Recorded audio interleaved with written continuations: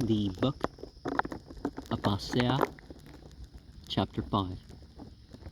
And now it came to pass that after King Mosiah had had continual peace for the space of 3 years, he was desirous to know concerning the people which went up to dwell in the land of Lehe-Nepheh, or in the city of Lehe-Nepheh. For the people had heard nothing from them from the time they left the land of Zarahemla. Therefore they wearied him with their teasings. To know concerning the people who went up to dwell. Is that thing in the Bible where, is it Elijah? 42 young men, I think the term is young men, not children, but either way, they teased him, saying, "Oh, bald-headed one," or something like that, and he cursed them all to death.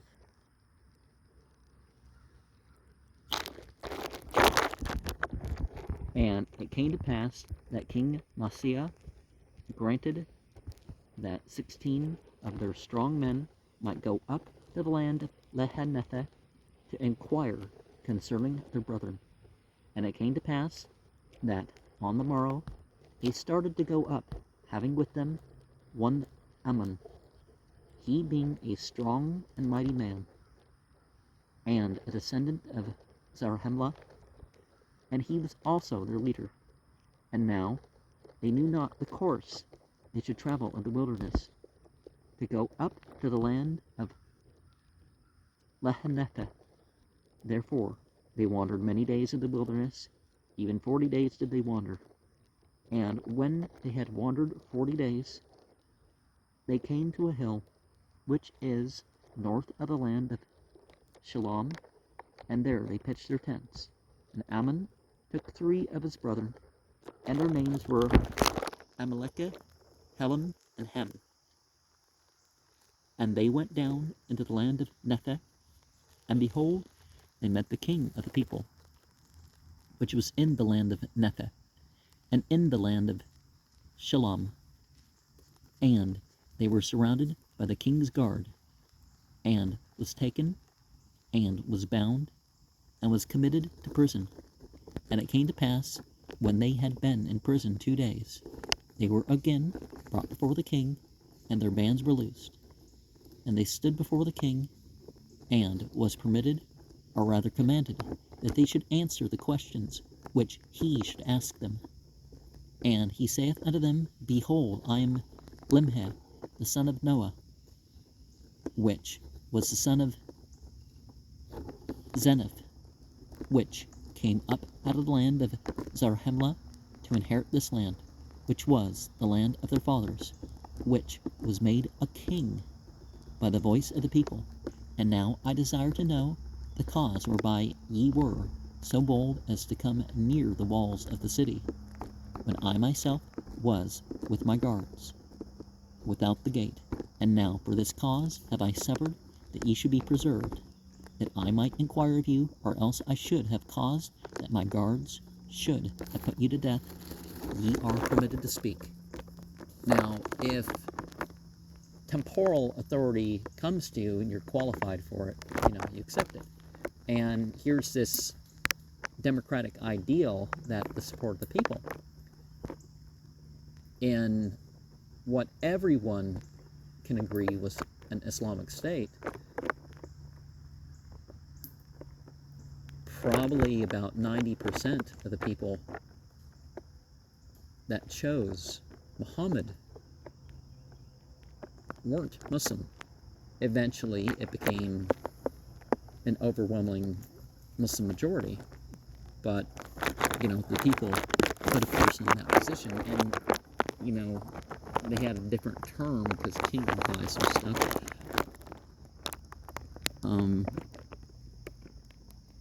And so you think of this name thing. There are different individuals that bear some of the same names, and so there can be confusion. in some people's theology in terms of that, because, oh, well, this guy by this name over here and this guy by this name over here, or it's like the Bible has 3 Goliaths, and it's like, well, that's not actually contradictory, because it was actually a thing. You know, the gloat, or the jalut, as it's called in Arabic, is the big, strong, brave, whatever guy that they would have to do the opening battle with the other person, because among the Semites and some of the other groups further into Africa, they would do that. They would have little skirmishes before the big battles. And in the Bible, we have that same thing. It's like Matthew, Mark, Luke, and John, but John, no evidence indicates that that was written the Gospel of John was written anywhere earlier than the 90s, or I mean, no portion of it, unless you say that this Bacchus text from 4 centuries earlier. I mean, the text about Bacchus, but just like, we know the Matthew, Mark, and Luke, there's more information of them in the 2nd century. But people think that their books, even though it was known at the time, that people think that their books were really written 100 years earlier. Well, one of them anyways, was the 20s and 30s, and another one about 150.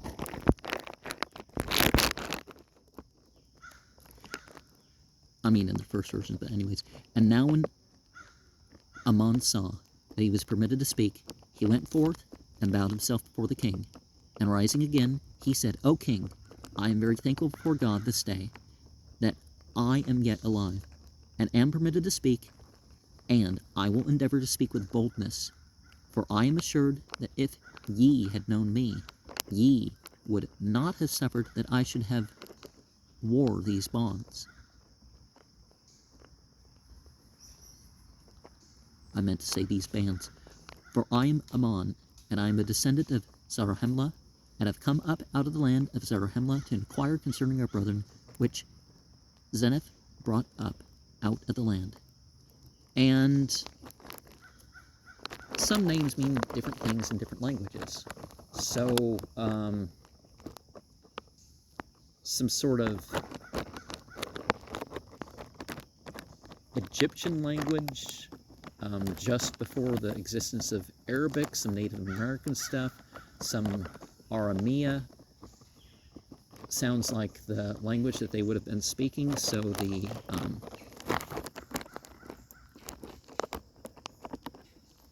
so our brethren, whom Zenith,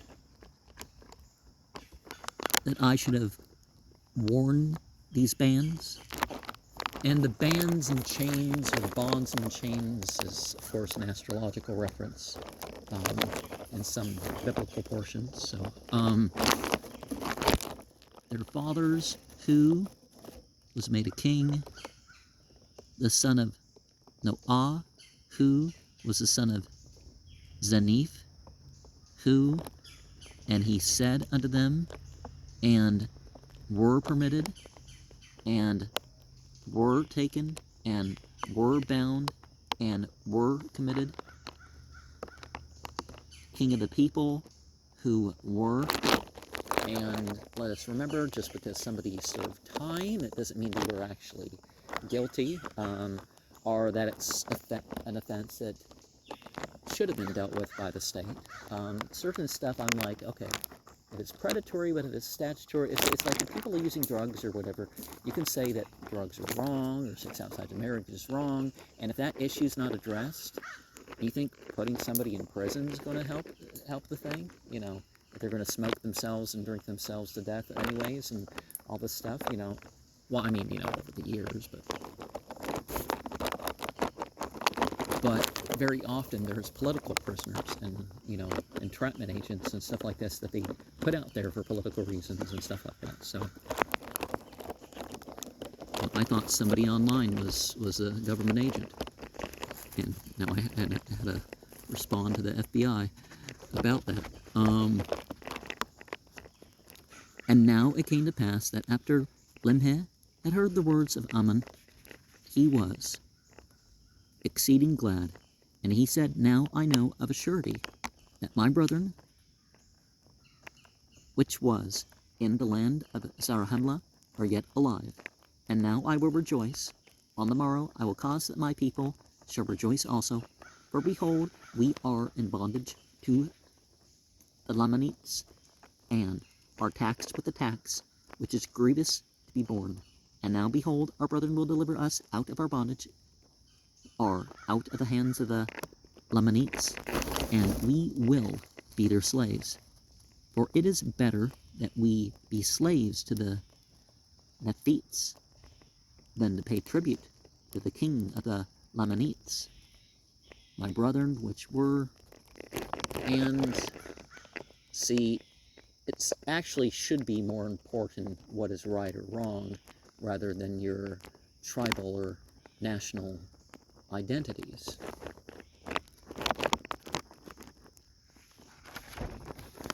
And now King Limhi commanded his guards that they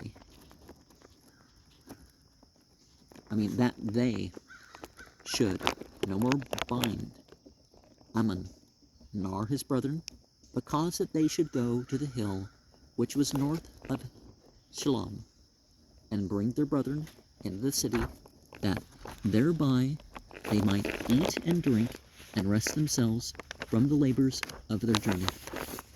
For they had suffered many things. They had suffered hunger, thirst, and fatigue. Now, one of the things, the law too, that people fall into is that once they made a wrong decision, they stick to it. It's like, no, once you realize you can free the prisoner and all sorts of other stuff, right? And now it came to pass on the morrow that King Limhi sent a proclamation among all his people, that thereby they might gather themselves together to the temple to hear the words which he should speak unto them.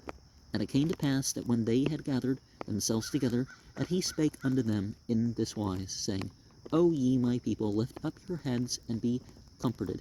For behold, the time is at hand, is not far distant, when we shall no longer be in the subjection to our enemies, notwithstanding our many strugglings, which have been in vain, yet I trust there remaineth an effectual struggle to be made. Therefore lift up your heads and rejoice, and put your trust in God, in that God who was the God of Abraham and Isaac and Jacob, and also that God who brought the children of Israel out of the land of Egypt, and caused that they should walk through the Red Sea on dry ground, and fed them with manna, that they might not perish in the wilderness. And many more things did he do for them. And again, that same God hath brought our fathers out of the land of Jerusalem, and hath kept and preserved his people, even until now. And behold, it is because of our iniquities and abominations that has brought us into bondage.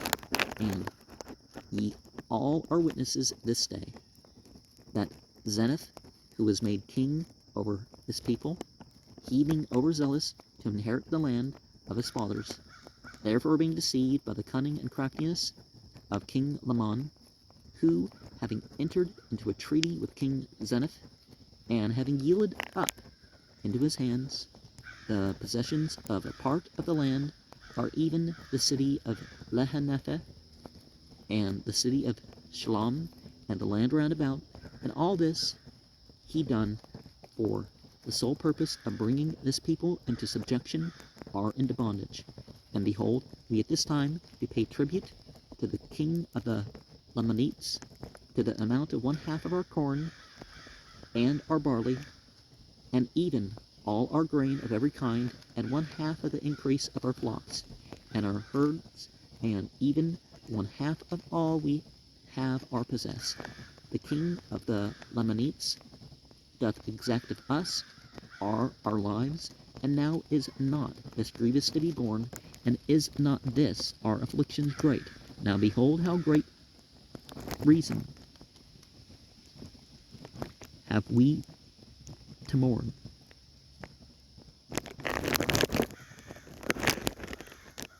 I think it's reasons. It could just be reason. Yea, I say unto you, great are the reasons which we have to mourn. For behold, how many of our brethren have been slain, and their blood hath been spilt in vain, and all because of iniquity. For if this people had not fallen into transgression, the Lord would not have suffered that this great evil should come upon them. But behold, they would not hearken unto his words. But there arose contentions among them, even so much that they did shed blood among themselves, and a prophet of the Lord have they slain, yea, a chosen man of God, who told them of their wickedness and abominations, and prophesied of many things which is to come, yea, even the coming of Christ. And because he saith unto them that Christ was the God, the Father of all things, and saith that he should take upon him the image of man, and it should be made the image after which man was created in the beginning, or, in other words, he saith that man was created after the image of God, and that God should come down among the children of men, and take upon him flesh and blood, and go forth upon the face of the earth. And now, because he said this, they did put him to death. And many more things did they do, which brought down the wrath of God upon them. Therefore, who wondereth that they are in bondage, and that they are smitten with sore afflictions? For, behold, the Lord hath said, I will not succor my people in the day of their transgression, but I will hedge up their ways, that they prosper not, and their doing shall be as a stumbling block before them. And again he saith, if my people shall sow filthiness, they shall reap the chaff thereof in the whirlwind, and the effects thereof is poison. And again he saith, if my people shall sow filthiness, they shall reap the east wind, which bringeth immediate destruction. And now behold, the promise of the Lord is fulfilled, and ye are smitten and afflicted. But if ye will turn to the Lord with full purpose of heart, and put your trust in him, and serve him with all diligence of mind, and if ye do this, he will, according to his own will and pleasure, deliver you out of bondage. Now, when one side is doing it just because they want the wealth or the land or the power over the people, or they want people to convert on their side, I say that these wars are accursed. And this involves, too, if you take the side of a country or a corporation or something like this, and, you know. But the people have to change.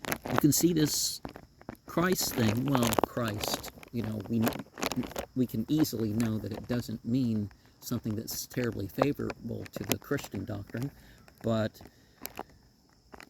we can look at that as, you know, something in the future. There's going to be a future anointing, even if you ignore the idea that, you know, the Christian thing where, like, there's only one Messiah and other Messiahs, even though the Bible talks about other Messiahs, like that doesn't count.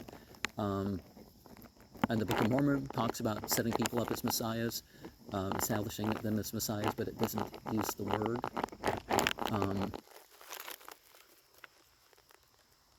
That we ourselves can, because of our choices, if we make the turning, manifest the divine qualities, manifest the providing and centering, our center of quality. And that same God has brought our fathers out of the land of Jerusalem and has kept and preserved, that he has brought us into bondage. All this he did for the sole purpose. Our affliction great? How great reasons we have to mourn?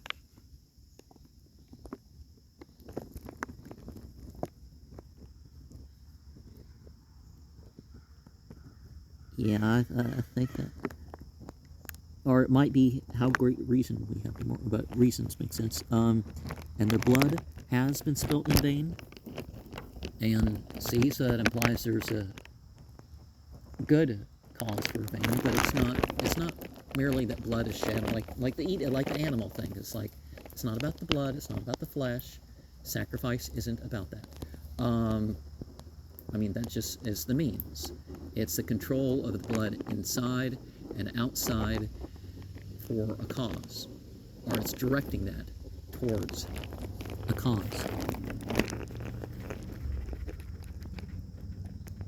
And, oh, diligence of mind, if you do all this, and the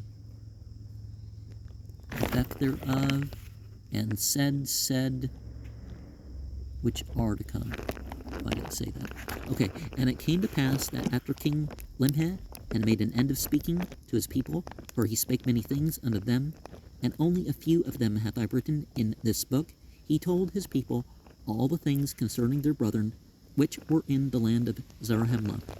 And he caused that Ammon should stand up before the multitude and rehearse unto them all that had happened unto their brethren, from the time that Zeneph went up out of the land, even until the time that he himself came up out of the land.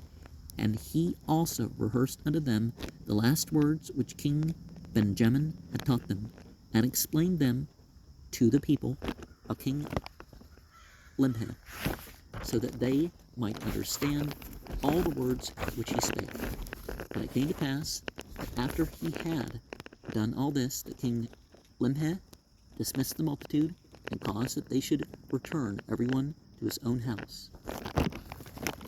And their brethren who were in the land of Zarahemla. So, when you give a sermon, there's the revelation and the inspiration. You relate as best as you can with that, and you explain it in a way according to the time and place or your audience, or perhaps it's the personal way that you're dealing through things, but don't make it too much about your example. You want to make things broader about than that, or humble yourself. You don't want to talk too much about your own deeds, but, you know.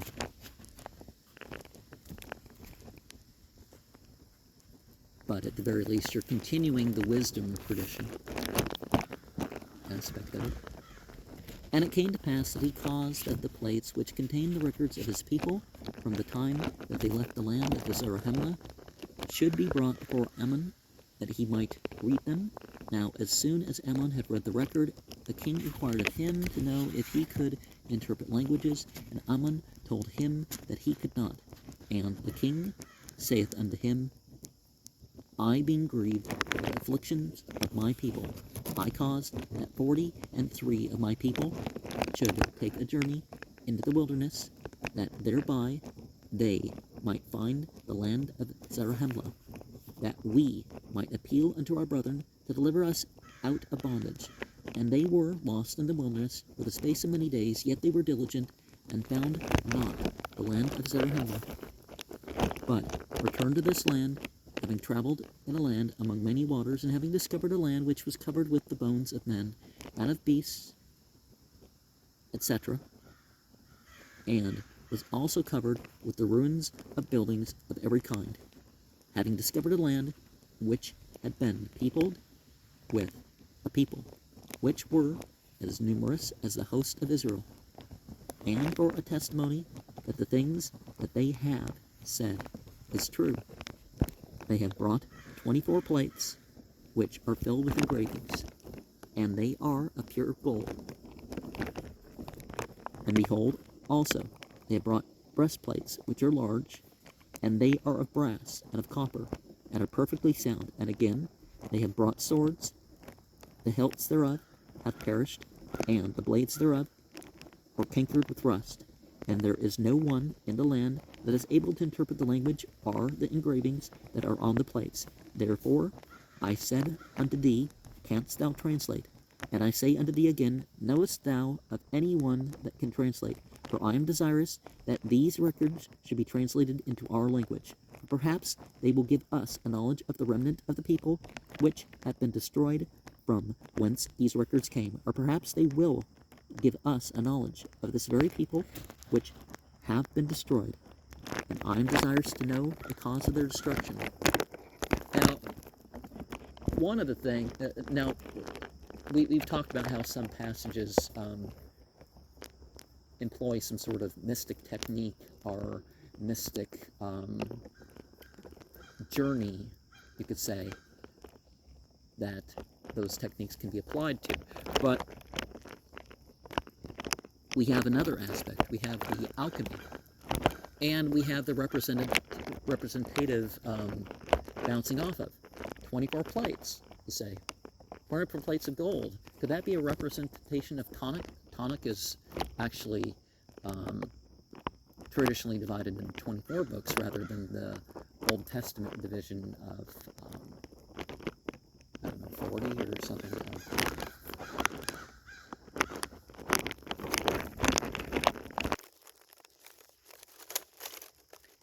And so, in the 1981, we have very people who have destroyed the remnant of the people who have been destroyed, thereof have perished. The things that they had said are true. The people who were, the etc. is not in the 1981, and traveled, spelt with one L. The king said unto him, being grieved for the afflictions of my people. Okay. And so, yeah, we have an alchemical reference, but we also have in some traditions the idea that the scriptures were written in gold at some point, which really made it so when people went through to loot, things would have been destroyed. And you do find references historical that this was written in gold, and this, or this was made in gold, and so some very interesting things of our technological and past, whether that's spiritual or more mechanics, have been lost because of this effort of making things in gold. And now people even write things in blood, but, you know, we're not saying to do that. And now, but again, that may not be, you know, you can think of that stuff as something other than a literal reference, even when it is a literal reference. Now Ammon saith unto him, I can assuredly tell thee, O king of a man, that can translate the records. For he hath wherewith that he can look, and translate all records that are of ancient date. And it is a gift from God, and the things are called interpreters. And no man can look in them except he be commanded, lest he should look, for that he had not aught, and he should perish. And whosoever is commanded to look in them, the same is called seer. And behold, the king of the people, which is in the land of Zarahemla, is the man that is commanded to do these things, and which hath this high gift from God. And the king saith that a seer is greater than a prophet. And Ammon saith that a seer is a revelator, and a prophet also. And a gift which is greater can no man have, except he should possess the power of God, which no man can.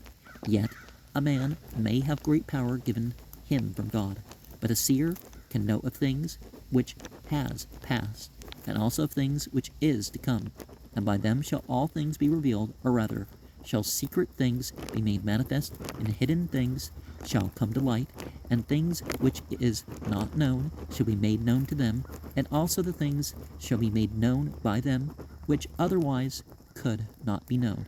Thus God hath provided a means that man, through faith, might work mighty miracles. Therefore he becometh a great benefit to his fellow beings. Now, there is a difference between being psychologically gifted as a scryer and being spiritually gifted as a scryer. In the early LDS church, there was, and some periods of Judaism, there were problems with seers coming forth, scryers coming forth, saying they had new revelations from their scrying, and it obviously, there were issues with it. Whether it was issues according to the conservatives or whether it was something deeper than that, there were problems in the community. The LDS community was no exception. People had peep stones and even, but even hearing this, that the official doctrine was much like the Bible. There's an official group of people that have been sanctioned to do these oracular readings. You'd be, I guess, wouldn't you be a sibyl? A sibyl if you use a stone? Scribe? Or would that just apply to interpreting the casting of patterns or something? Now Ammon said, for he has wherewith that he can look, he should look for that he ought not, the king of the people who are and who has this high gift. And the king said, and Ammon said, which are past, which are to come, which are not known, thus God has provided them.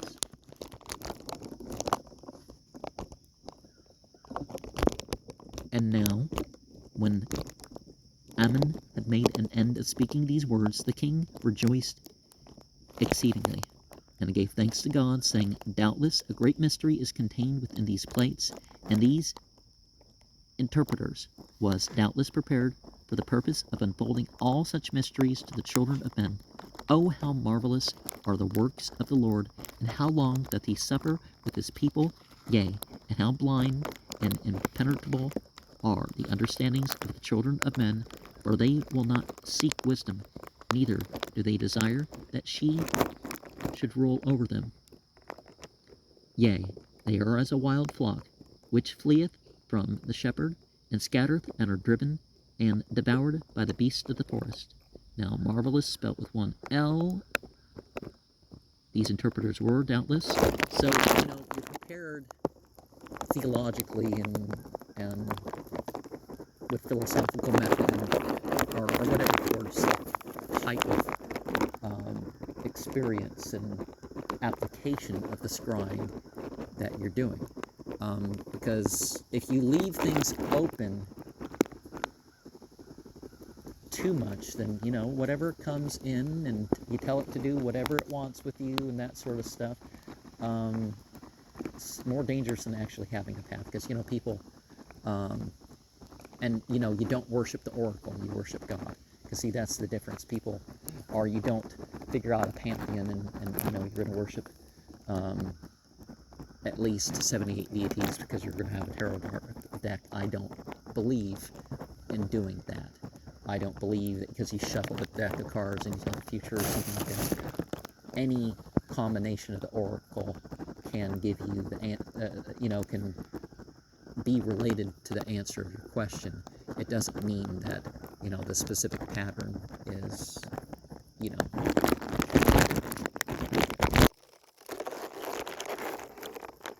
and wisdom. Gendered language about talking about things doesn't necessarily mean we're talking about that. But Baphomet actually comes from the reference to the female. Sophia in particular. Shub-Niggurath, the 1,000 goat mother, and other stuff like that. So